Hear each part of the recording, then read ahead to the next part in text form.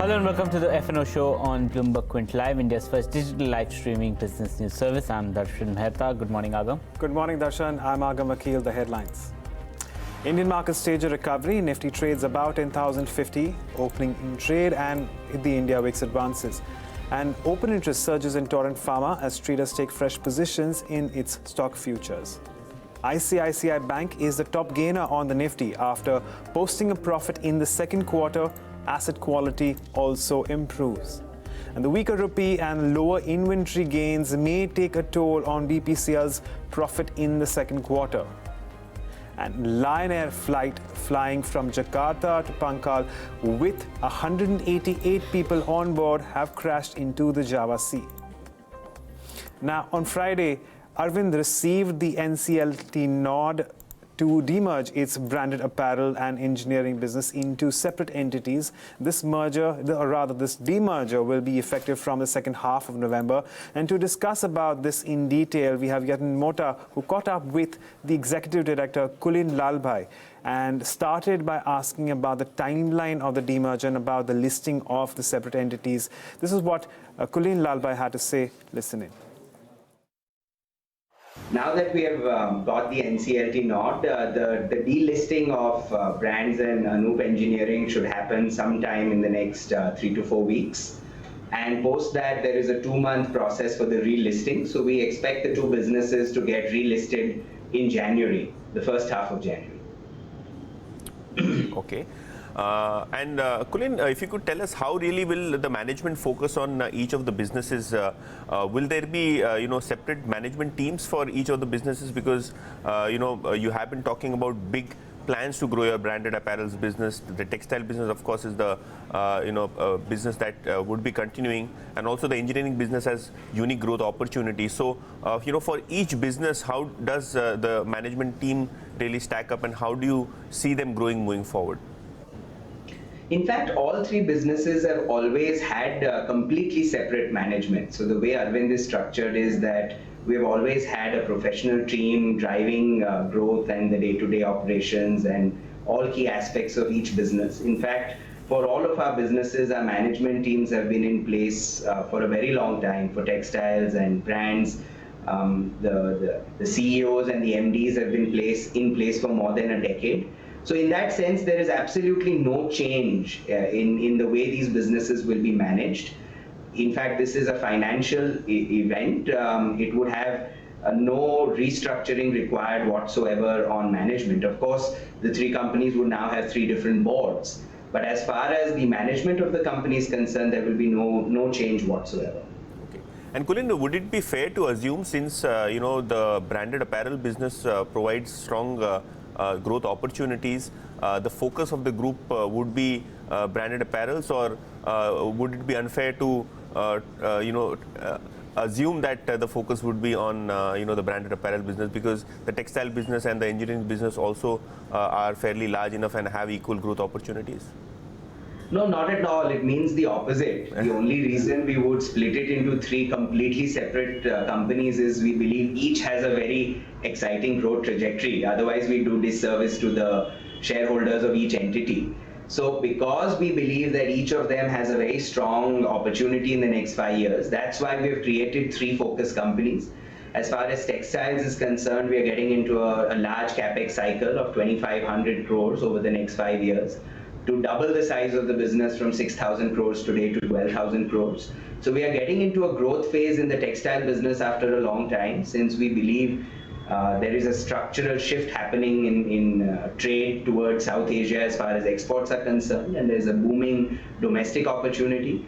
Our brands business continues to grow at the close to 20% growth rate, and we believe we are just at the beginning of that inflection. So that business would go from the 4,000 crores of today to closer to 9,000 crores in the next 5 years. And Anup Engineering has been growing again at a very healthy clip. It's a small business today, 250 crores. But we expect it to cross 500 crores over the next few years. So each one of these 3 businesses has an exciting growth trajectory, which we are embarking on. Okay. I don't know, if it would be fair to ask, but does this scheme of arrangement also mean succession planning at the Arvind group? Because generally the baton is passed on to young ones. So if you could just give us a comment on is really this scheme of arrangement also related to the succession planning at the group level? No, I mean, one shouldn't look at it that way. I think our chairman, myself and my brother, we are working completely as one unit across all of these businesses and all of these opportunities. So I don't think one should read into something like that at all. I think as far as the group's philosophy is concerned, succession is a process, it's not an event. We've been working, both myself and my brother, we've been in the business now for a decade, and we continue to look forward to working, with the group chairman under his guidance, under his vision. So we're all working as a unit, the promoter group, as well as all the wonderful management teams we have in place for each one of these businesses. Thank you so much, and all the best for the quarter and the results coming up. Thank you so much. Thank you so much. Okay, let's take a look at what the F&O setup is at this point of time. Pull up the Nifty futures and pull up the Bank Nifty futures. Clearly, both of them are moved up higher, and one of the key reasons is ICICI Bank, which is up 7%. So the Nifty is seeing open interest build up of 0.5% on the long side. It's coming in close to the day's high. It was almost close again to breaching the 10,000 level, but again, because of ICICI move and Dr. Reddy's contributing, the Nifty is doing well. The Nifty Bank, look at that, the traction will be much higher there, given the fact that majority of the contribution is coming in because of the move in ICICI Bank. Pull up the open interest change and the total open interest, and you can clearly see that put writers are active from levels of 10,000 to 10,100, and at lower levels call writers have written it significantly at the 10,100 mark in trade. So the bulls, the bears want 10,000 to be broken. If you look at take a look at what's happening in trade today, since the Nifty is slightly up today. This is the total open interest here. You can see the big 10,000 level, the big red line there. That's where the maximum open interest is, and put writers are writing in at 10,000 and 10,100. Couple of other trends. Pharma as a package doing well. Dr. Reddy's and DV's, both of them are up in trade, and they are leading the rally for the pharma space. Bears have successfully, again for the second day in a row, defended the bulls, have defended the 10,000 mark in trade. The bears want to breach that level, and if 10,000 is broken, the sell-off will likely intensify. Agam, any stocks that you are watching out for? Well, yeah, a bunch of them from the pharma space, since you've already mentioned. I just want to pull up Torrent Pharma right at the top of the list, because we have seen a surge in OI, and we've seen a move come there. While the underlying is advanced by just around 1.2%, but there has been a near 30% increase in open interest, and there are longs building in. That said, I want to talk about ICICI Bank as well, and of course, this clearly is the stock of the day, considering we've seen earnings come through with loan growth coming at the most in 11 quarters, and well, of course, its profitability. It's turned into profit after lower provisioning, and that's possibly the reason why, at least as far as a lot of these investors and traders are probably of the opinion that it's slowly and steadily coming out of the woods, if not already out.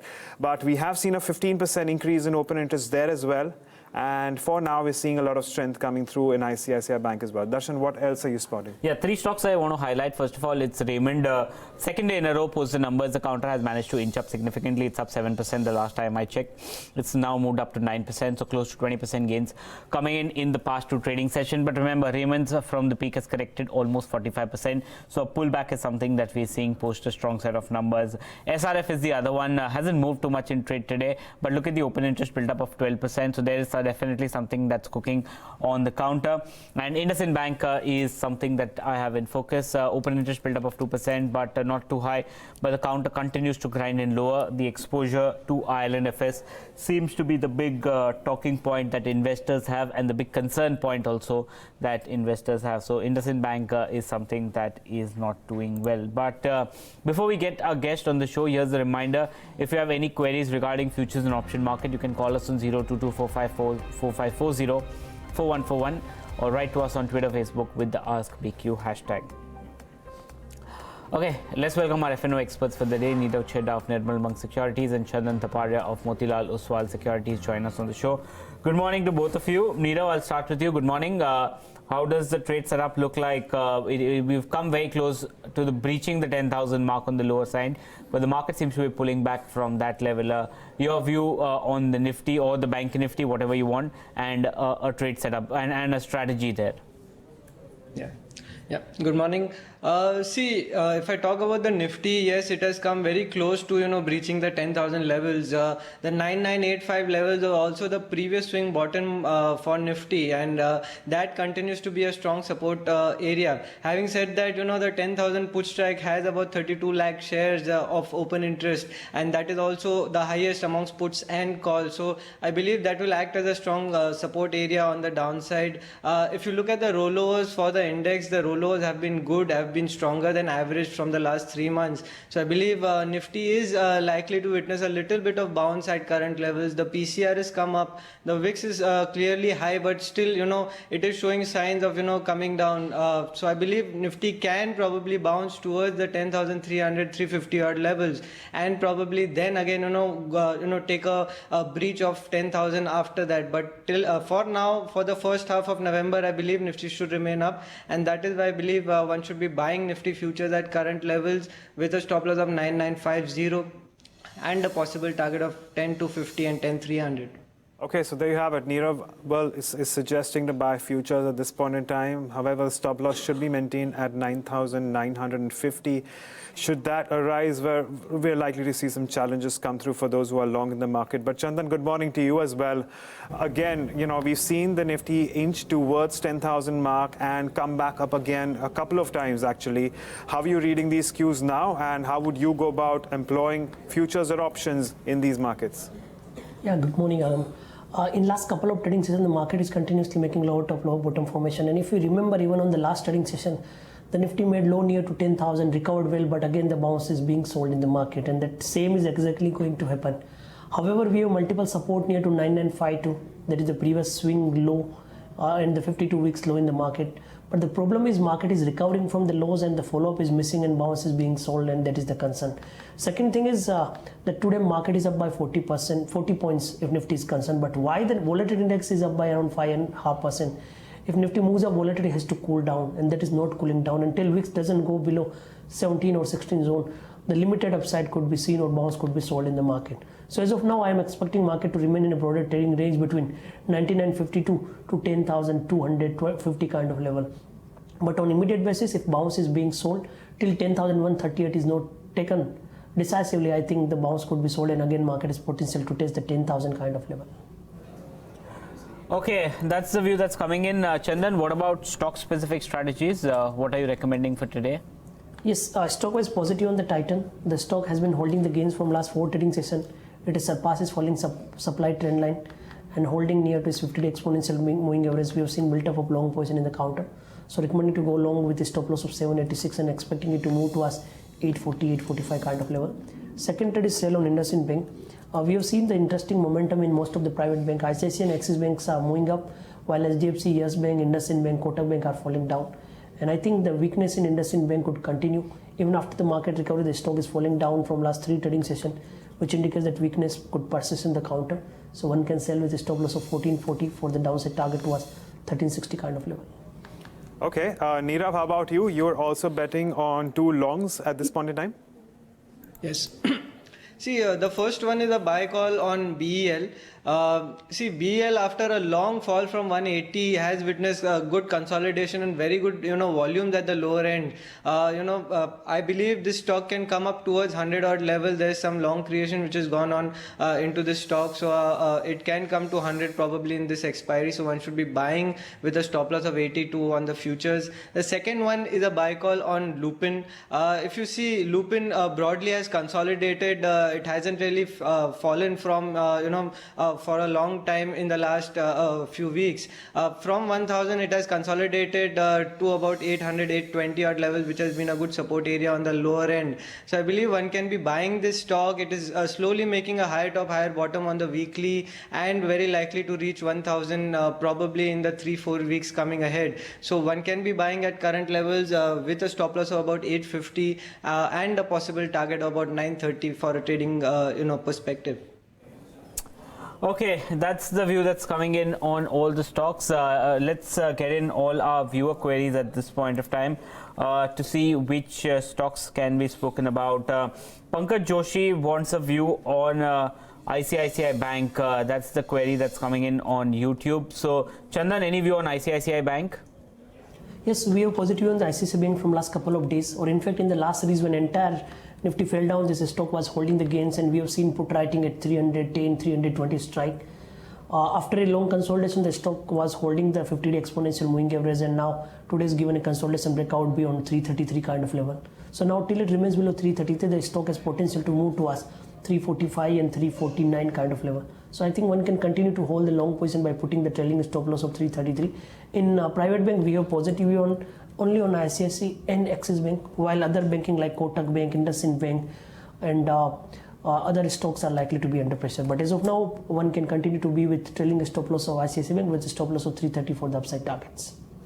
Okay, I do want to address what's going on with IndusInd Bank. Let's pull that bank up, because while we do have a lot of strength in the bank Nifty today, there are a bunch of banks which are also losing out in trade, and as Darshan has already mentioned, we have seen some weakness come through for IndusInd Bank, declining by around 3.7%. Nirav, can I come to you on IndusInd Bank and what you would do with this one at this point in time? I know we have seen some weakness coming through. Can we expect some more, and what levels would you watch out for? Yeah, just a week back, I was looking at the data, from July onwards, which stocks have witnessed, good, long positions or short positions or increase in open interest as such. So the first stock that really came out was IndusInd Bank, and it was around the 1500 odd levels. There has been some fresh short positions in this stock with the fall. Very likely this stock is now going to come down towards the 1200 odd levels, which is a support area. If not, 1200 is also broken. The whole swing that it started from around 1000, it can come down to those levels. However, having said that, in the last 3-4 weeks, the volumes have been increasing in this stock, and I believe, with increasing volumes, what happens is, the stock can witness a good, reversal, and very likely, again, probably once it takes support from 1200 odd levels, you'll see aggressive reversal, and it can come back again to 1400 odd levels. But, short-term perspective, the view is still negative. I believe one can sell even at current levels with a stop loss of 1430 and a possible target of about 1300 and 1200. Okay, but just to add on IndusInd Bank, it's down significantly. Agam, just wanted to highlight, investors or traders, they don't like information that's kept away from them. Right. IndusInd got a 275 crore provision on their account. They're still not ready to say what's their total exposure to IL&FS. That's the basic question.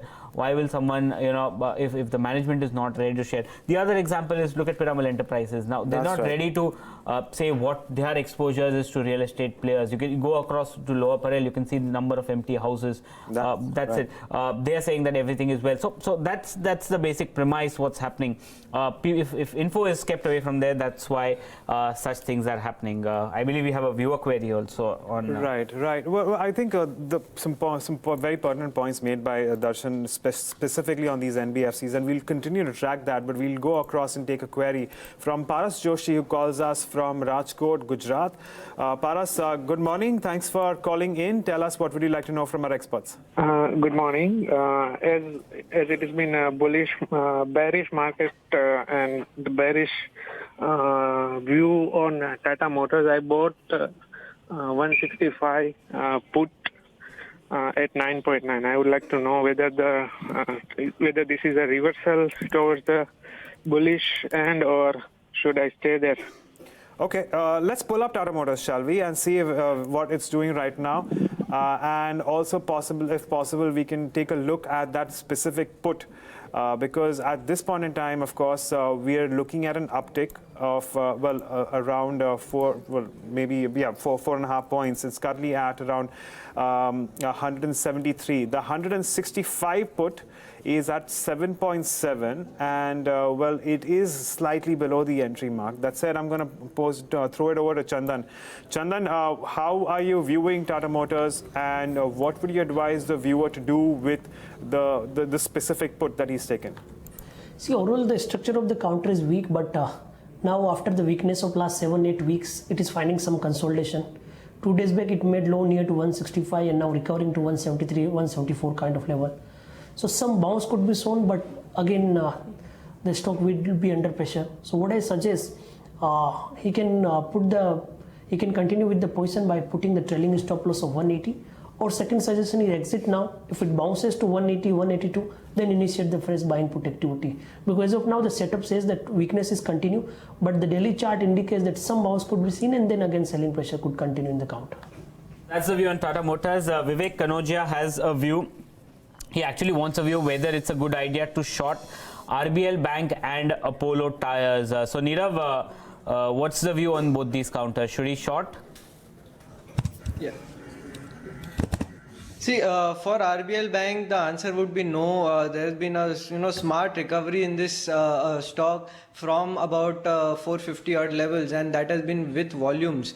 This stock has generally consolidated for the last 1 year. It has been in a range of about 520 odd and on the downside 450. I believe it will continue to remain in the range and should not be shorted. It is one of the stocks which is not playing with the index, so do not short this stock. If it goes above 525, one can buy with a target of about 600, which has been its previous top. So you can keep a stop loss of 500 when the breakout happens.